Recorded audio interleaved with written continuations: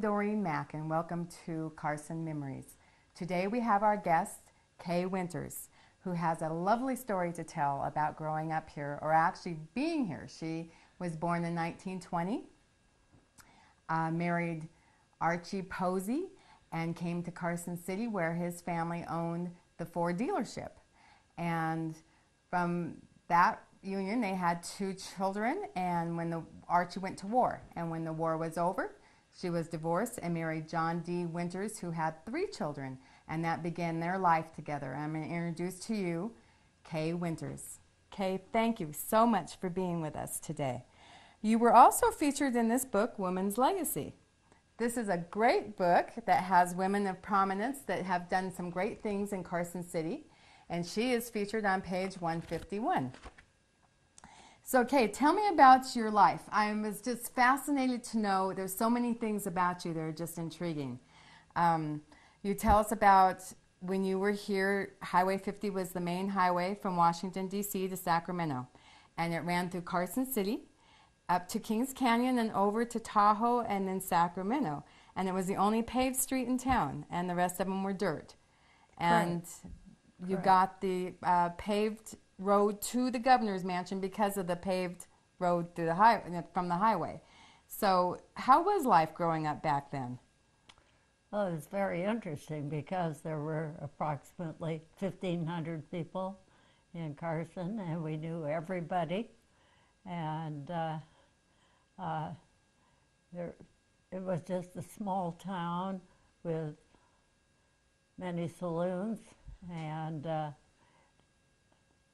one grocery store, one hardware store, and we did all of our shopping downtown on the west side of the main street, and people walked back and forth and visited with one another. It was a gathering place, pretty much like they would like to have today again. Yes, it is. It is that. I find that just, and that everybody walked because there wasn't very many cars back then. Usually one car to a family, and if your husband had taken the car, naturally you had to walk because he had taken the car to work. Yes. And these are the days where World War II had bestowed its ugly nose to everybody around, and you were part of those times. And you said that a lot of the women here were single and were alone because their husbands had gone off to war. That's right. And so you had created little groups that supported one another? Yes, we did. And we had many bridge clubs as a result because it was some activity for women to do in the evening. Most of the women in Carson and almost all the single girls that were old enough were working in the state capitol. And they, the married women that were working there, many of them had taken over their husbands' jobs before they went off to World War II. And actually,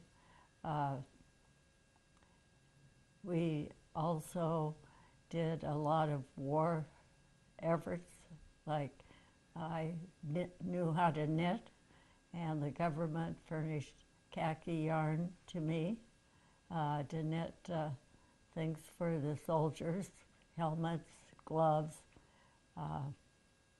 scarves, all that sort of thing. And who was it that taught you how to turn a heel inside out? Well, that was pretty interesting. We had a volunteer fire department, the Warren Engine Company, and one paid employee, and he knit.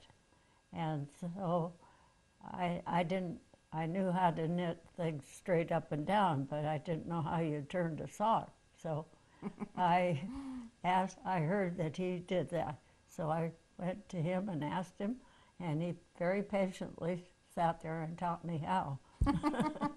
Oh, those are times when we fixed our socks, huh? Instead of just going to the store and buying a new pair. Well, you couldn't do that in those days. We had rationing.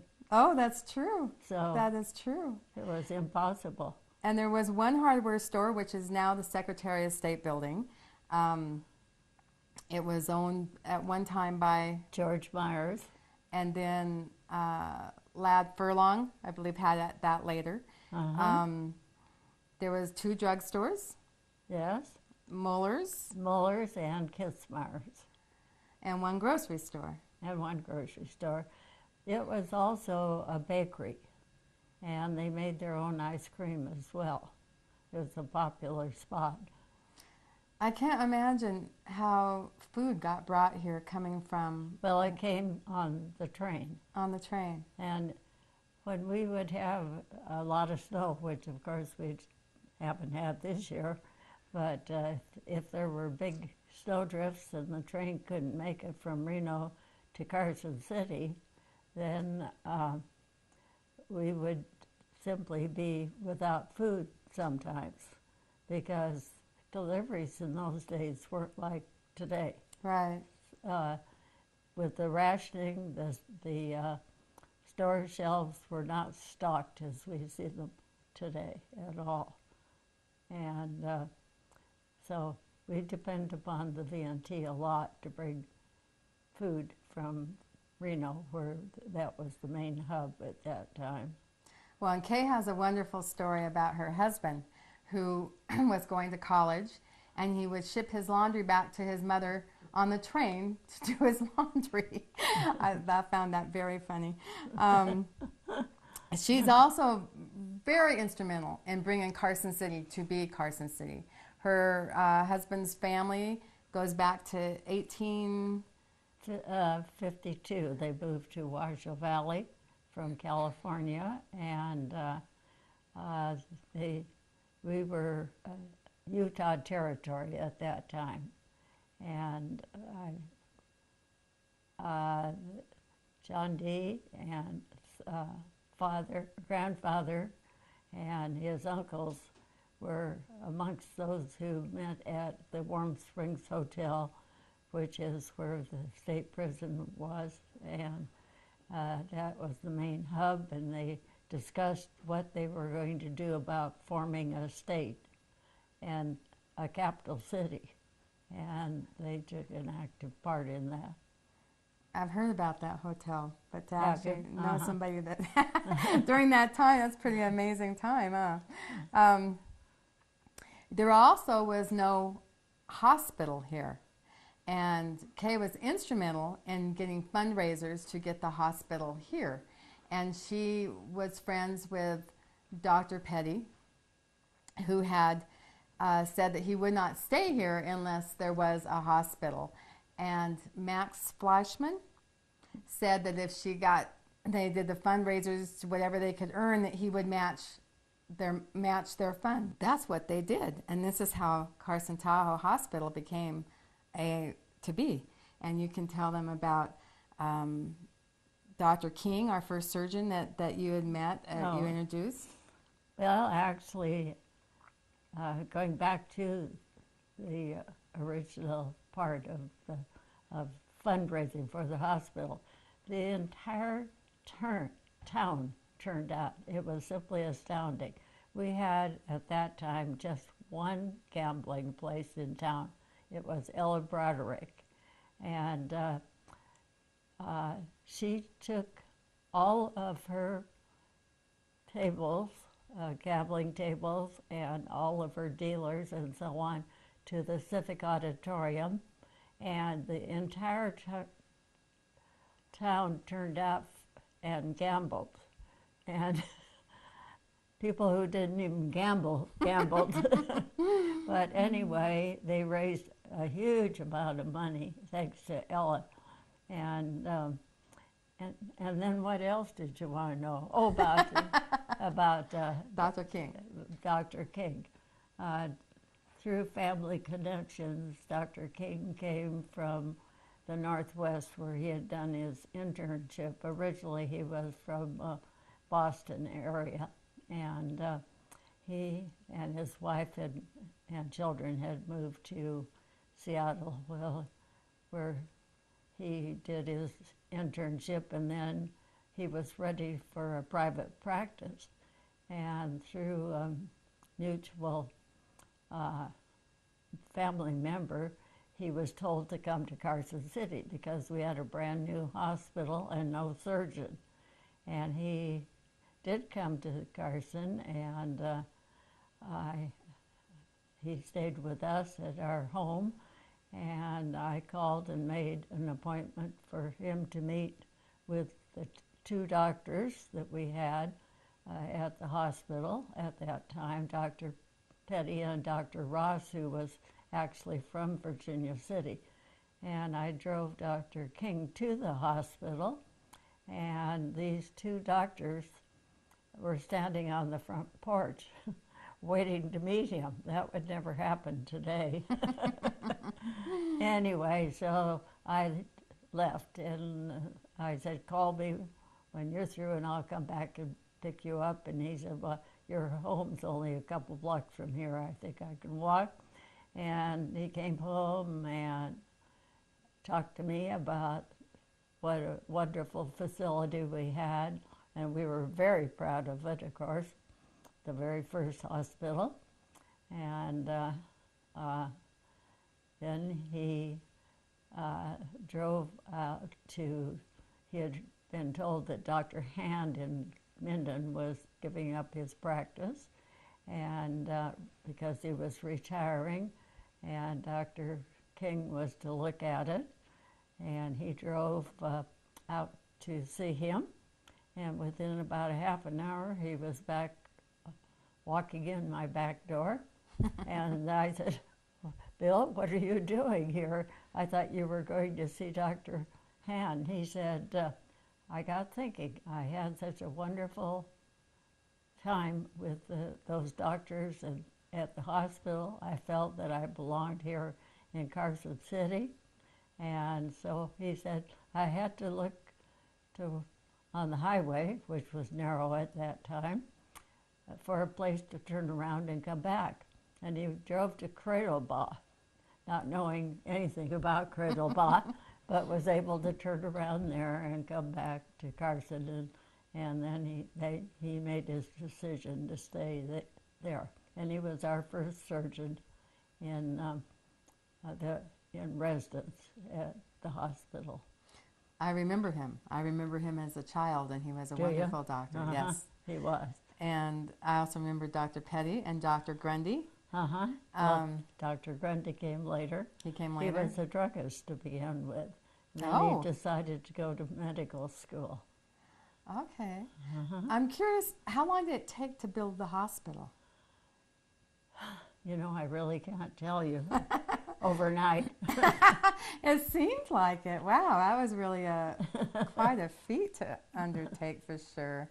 Well, everybody pitched in. Edith and Dick Waters gave the land for the hospital. People gave everything. If I had an extra chair, send it over for one of the patients' rooms. We made curtains. We furnished even beds until we got hospital beds. Wow. Can you imagine if we could all cooperate like that now? What we could accomplish? It would never happen. In the first place, it would be against all the health laws. Yes, exactly. And codes and regulations. Yes. But I love that story. I love it that everybody came together to make that work. Well, they did. It was a miracle in a way. Everybody took part.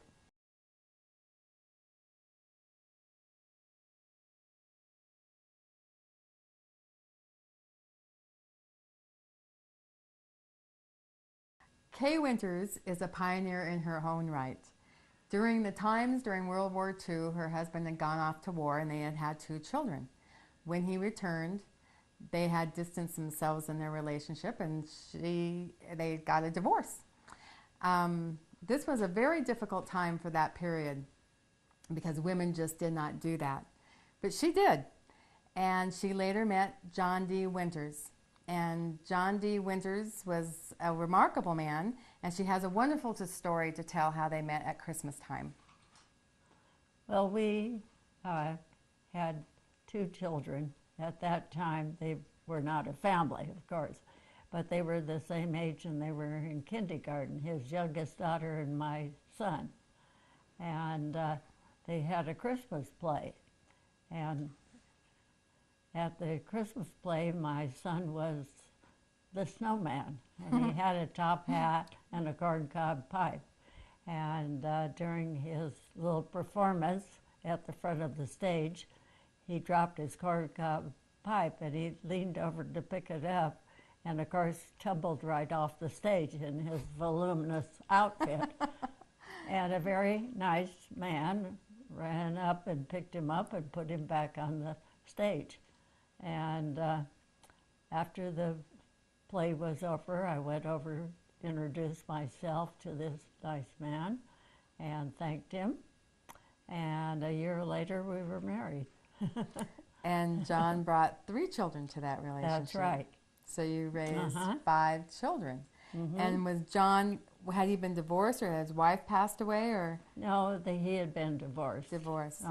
So both of you, during that period of time, that was pretty remarkable that you both had done that. Well, he was the mother-father to his children. They lived with him. He had full custody of them and all. And they were, Marianne was 12 years old, Fertalee was 9, and Shayla was 6, and my son was born a day after Shayla, and so he too was 6. Wow. That's why they were in the kindergarten play together. And then my youngest daughter was 3. And her name? Kathy. Kathy. And does your son remember falling off the stage? Yes, he actually does, because I told him I was going over some things of the past, and I said, I'm not just sure how come you fell. And he said, because I was trying to pick up my corncob pipe. And how old was he then? 6. Oh, he was 6 then. Well, kindergarten, no, he was 5. Yeah, way back 5. Kindergarten. We didn't have preschool in those days. I remember those those cob pipes, sitting in a rocking chair and mimicking smoking those. That was a big deal back in those days. It was. It was.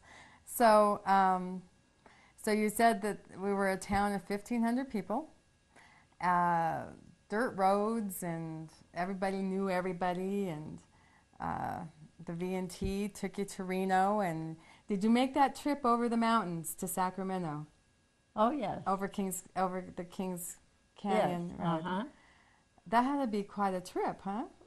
Well, actually, in the early days, it was very steep hills, and I was told that John D. had an uncle who got a new car, and he came from Reno to show the family the new car. And so he drove up Highway 50, and they couldn't make it because it was so steep. So they had to turn the car around and put it in reverse, and they were able to go up the hill. I've told that story to several men who are into cars and so on. They said, yes, that was a frequent occurrence. I can't imagine. I only drove up that part way once. I have no idea what it's like to go over that mountain. Wow. You also donated, there was no school or building for school, so you donated the land to build the school, which is Carson High School, now known as the middle school. Yes. And yeah, you've done many contributions to our city over the years. And well, our city, Carson, was so wonderful for our children growing up, and they really were blessed to be living there and to be able to take part in all the activities and so on. Actually, our front gates at the ranch were the city-county line before we became Carson City, when it was Ormsby County. And anyway, we felt that the city had done so much for our family and for the children that we would be glad to help out in whatever way we could. it turned out that Al Seeliger was the superintendent of schools at that time, and he and John D. had been in college together. And one day he came to our house and said, "We need land for high school, and do you have some land you could give?" And John D. said, "Well, yes, I do. Where are you thinking of?" And he said, "Well, we were thinking of King Street." Well, at that time, there was a bit of an uproar. That was way out of town. Yes, it was. And so people weren't so sure about it, but the land, we donated the land, it was available, so they went ahead and built a high school there. And of course, it's been enlarged. The administrative headquarters are there, as well as the junior high. And I'm very proud of that school every time I drive by. I had nothing to do with it, but I just feel good about it. You should. And I did have, my second daughter was the first in the first class to graduate from that high school. Oh, and what year was that? Or about? You would ask me. Frankly, I can't tell you. Oh, that's okay. I remember going to that school, and I lived on the other side of town, and it was on the outskirts, so the bus didn't go there. So I had to walk through town to that high school, and that was a daily routine. Was it for you? It was, but it was wonderful. At least we had a school, and we went to you. Mm-hmm. Yeah, that was great. You also donated land for a golf course? Yes. Marvin Texera was our mayor at that time, and he said to John D., "You have land." We used to run our cattle out on this land by the airport that went over the mountains to Washoe Valley, where we had a ranch, and so this was range land for spring feeds. And he said, "I think if you could see fit to donate some land," and John D. said at that point there wasn't much land available, but if it was big enough for a golf course, yes, we would. So they mapped it out, and it worked out just fine. It's called Carson City Golf Course West. I don't know what they call it now. Well, you also donated the land for Centennial Park. Yes. Right? Well, we did have a bit of land left out there, and we had donated land on either side of this long triangle. And so we decided we should make it a complete park by donating that land. And it's wonderful because it's soccer fields, tennis. I think they even play croquet out there, and baseball, and so what a wonderful soccer, gift. Pardon? What a wonderful gift that you've given to our community. Well, we wanted to because we felt Carson had been very good to us. Well, people wouldn't know that you also owned all of Santa Maria Ranch out here. And I believe in 1946 you built your home? Actually, in 65. We 65. I'm way off. We moved from Carson City to the ranch here. We couldn't ranch in Carson anymore because of the town kept moving to us, and the dogs were attacking our sheep and cattle. And in those days, there were no laws about dogs being licensed and had to be in homes and that sort of thing at night. They ran free in big packs. One day, or early morning, we heard a terrible rumpus, and my husband got up and rushed out to see what was happening. And over towards where the school is now, they had the dogs were there attacking our sheep. They killed 47 sheep. Oh And he came home and he said, "You know, I think maybe we should move to the Dayton ranch." We had bought this ranch in 1952. We leased it for 2 years, then bought it in '54. And we wanted to winter our cattle here because it's more, well, they called it the banana belt because it's always a little warmer here. And we didn't get as much snow as we did in Carson in those days. And John D. Raised alfalfa on this ranch, and we had one child in college still, and we decided it was a good time to move, so we sold our home to Chris Anderson, who was a newly established Carsonite. He had a business in Carson, a gun store, actually. And anyway, we sold the house to him, and I think the reason that my husband, who didn't really want to leave Carson to begin with, was taken with Chris because he had 6 girls. Oh. And that just appealed to my husband so much, because we had 4 girls and 1 boy. Anyway, so we moved here to this ranch, and I've never been unhappy with our move. It's beautiful, beautiful location.